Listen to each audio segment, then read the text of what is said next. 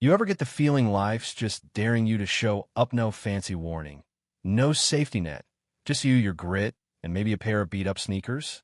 That's exactly how my story started, in a sun-baked trailer park outside Leach, Texas, where the cicadas sang louder than the radio, and the neighbors could tell what you were cooking just by sniffing the breeze.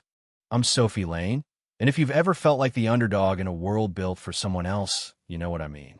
I was 12, and most mornings didn't start with cartoons or pancakes. I'd wake up before the sun, slip on a patched-up uniform, and walk with my mom Joan down the gravel road to the bakery. She always said, "Kindness pays better than money," even when tips were scarce and flour dust stuck to our shoes. At Winslow Elementary, I was the girl with the duct-tape shoes, the one who sat in the back row, humming songs I never dared to sing out loud. Nobody lined up to sit with me at lunch, but my mom used to tell me, "You got music in you. Honey, let it out when you're ready." One Monday, the principal's voice crackled over the PA. "Talent Week. Sign up outside the office by Wednesday." The whole place buzzed. Kids bragged about TikTok dances, drum solos, you name it. Me? I kept quiet. But that night, while scrubbing pans at the bakery and listening to my mom's old cassette of lullabies, I started thinking maybe I could try. Maybe I could sing her song. Scarborough Fair, the one she sang when I was little and scared of the dark. That's the thing about dreams, they sneak up when you least expect. Next day, I stood by the sign-up sheet, my hands shaking so hard I almost dropped my note. The list was already crowded. No one would notice one more name, right? Sophie Lane. That's all I wrote. 10 minutes later, word got around like wildfire. "Sophie Lane's gonna sing? Bet she croaks." Some kids laughed out loud. I heard every word, but you know what? I just kept walking, notebook clutched to my chest, lyrics scribbled in a messy scrawl. That night, my mom found me practicing, my voice wobbly but clear. She just sat beside me and said, "If you step on that stage, Sophie, that's a gift no one can take away. I'll be there no matter what." Rehearsal day, I was dead last. The music teacher looked at me, kind of skeptical. "Got a backing track?" I shook my head. "No, ma'am. I'll sing a cappella." A couple kids rolled their eyes, but I closed mine and let the words come out soft and raw. "Are you going to Scarborough Fair?" The room went dead quiet. Teachers stopped talking. Even the principal paused mid-step. When I finished, no one clapped at first. They just stared like I'd sung something sacred. On the walk home, I asked my mom, "What if people laughed during the show?" She squeezed my hand. "Then you sing louder. The world's full of folks waiting to hear a voice like yours. Didn't let them silence you." The day of the talent show, Winslow Elementary was dressed to the nines, flags everywhere, balloons, stage lights, the whole deal. My mom ironed my only white dress, her eyes rimmed with fatigue but proud. The other kids had friends cheering, recording for fun, some already editing memes before the show started. Me? I just watched from the wings, notebook in hand, trying not to let the nerves win. When my name was called, the MC sounded half amused at the solo performance. No background music. Sophie Lane. I heard someone snicker, "Get ready for nap time." I stepped into the light, couldn't see a thing past the glare, but I knew my mom was out there, third row by the window. I started singing, voice small at first, but true, parsley, sage, rosemary, and time for a second, there was just silence. Then, the hush got deeper, like everyone in the room forgot how to breathe. An old man in gold-rimmed glasses wiped his eyes. A teacher stopped taking notes. I let the last note fade, and for a heartbeat, nobody moved. Then applause broke out, not wild, but steady, respectful, building up until everyone stood, even the ones who doubted.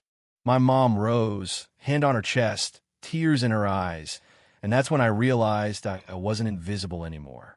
Just as I left the stage, a woman in a white blouse caught up to me. Clara Jensen, City Children's Choir conductor. "I was here for my daughter, but would you like to audition for a scholarship?" I was stunned. "A scholarship?" My mom just nodded. "Go on, honey. Some voices are meant for more than back row seats." The next Saturday, Clara drove us to a downtown studio, walls covered in foam, lights soft as butter. Leo, the engineer, looked me up and down, kind of doubtful, but Clara just said, "Trust me, Leo. Let her sing." So I did the same song, no background, just me and the mic. When I finished, Leo scratched his beard. You don't sing loud, but you sing real.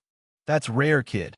Clara sent the tape off to the Emerson School of Music, said they ran a program for kids with heart, not just technique. 3 weeks later, a letter arrived, pale blue envelope, school crest. Dear Sophie Lane, full scholarship, all expenses paid. My mom burst into tears, and for once, I couldn't find any words. That summer, Austin was a whole new universe. Emerson Conservatory on the hill, red brick, giant oak trees. Kids from all over, some in designer clothes, some with private coaches, some with voices that could shatter glass. And then there was me, notebook stuffed in my suitcase, heart pounding like a marching band. The teachers talked about technique, vocal folds, sopranos, stuff I'd never heard.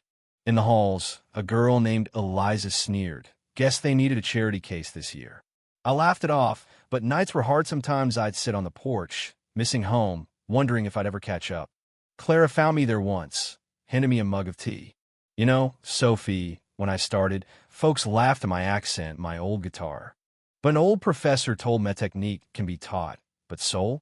That's a gift. Those words stuck with me. For the final showcase, everyone picked big, fancy pieces, Italian arias, Broadway hits. I chose You Are My Sunshine, the song my mom sang when storms rattled our windows and bread was all we had for dinner. During rehearsal, Eliza watched, expecting me to mess up, but when I sang, the room got quiet again, same hush, same weight, like everyone remembered something they'd lost. Showtime, Willow Hall was packed. My dress was a patchwork gift, hair pulled back, sun-shaped pendant at my throat. My mom sat near the front, pastry box on her lap, never looking away. When I started singing, You Are My Sunshine, my only sunshine, the crowd shifted. Folks leaned in, some wiping their eyes, some not even trying to hide it. When I hit the last note, my mom stood, first no applause, just her hands over her heart. That's when the room exploded, applause echoing off the rafters. Even Eliza whispered to her friend, I was wrong about her. The next morning, Clara handed me an envelope full admission to the academy, no audition needed. Can my mom come? I asked. Clara smiled. If she's your sunshine, she belongs here.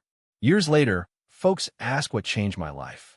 I always say it wasn't the applause or the scholarship, it was seeing my mom stand for me when no one else did.